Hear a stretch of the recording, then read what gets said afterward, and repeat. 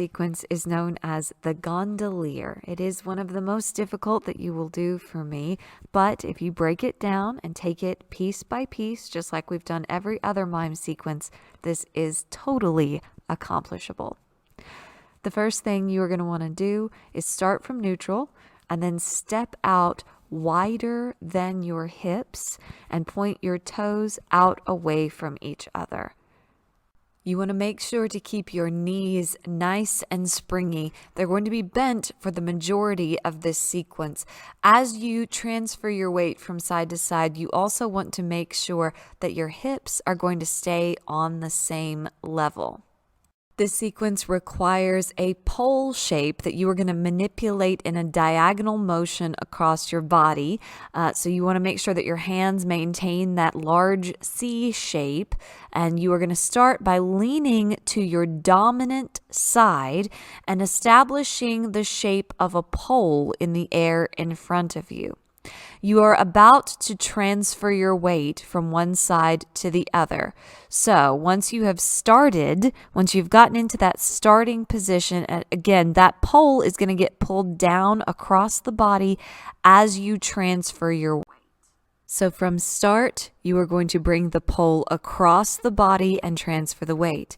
Then we have to change the position of our hands. So I'll look at the bottom hand, release, relax, look where it's going, lift, present, take. Remember, my pole is a diagonal, so want to maintain that line. As I do that, I'm going to be lowering my bottom hand to increase the length of my imaginary pole. Once I've got my hand grasping the top of the pole, I'm going to bring everything to center. So my weight is going to be evenly dispersed across both knees, and the pole is going to be held directly up and down through the center of my body. Once I've moved to center, then I'm going to transfer all of my weight to my non-dominant side and angle the pole in the opposite direction. Then, just like we did before, I'm going to bring the pole down in a diagonal across my body, except this time it's in the opposite direction. So from the top, here's what we have so far. From my starting position, I push the pole downward across my body, transfer my hands, push the pole down a little more, bring everything center, lean to my non-dominant side, then transfer my weight and push the pole down. Now I need to change my hand position again. I'm going to look at the bottom hand, release, relax. Look where it's going. Now this time, when I release, relax, and look where it's going, I'm going to create the illusion that there's a large knob on the very top of this pole. And instead of grabbing the shaft of the pole, I'm going to grab the knob on the top. Once I've got a hold of that, I'll push the pole down again. Then I'm going to put my bottom hand on top of my top hand. So I'll look at the hand, release, relax, look where it's going, lift, present, take. Now both of my hands are on the knob on the very top of this pole.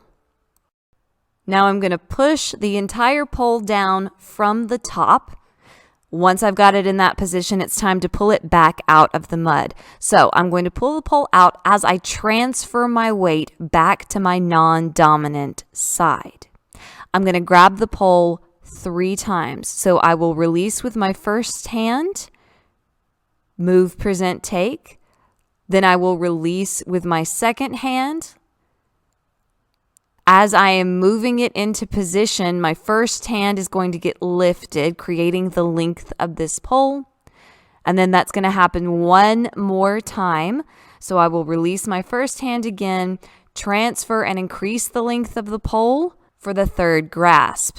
Again, to pull out, we're going to grab the pole 1, 2, 3 times. And once I've done that, I'm going to transfer everything back to my starting position.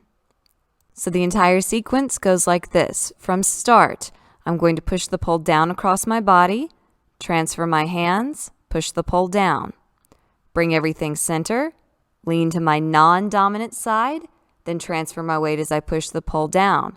Switch my hands, push the pole down, bring my second hand on top of my first, push the pole down, To finish the sequence, I need to pull the pole out, so I'm going to transfer my weight back to my non-dominant side and grab the pole 1, 2, 3 times, then transfer everything back to start. When you put it all together, the sequence looks something like this.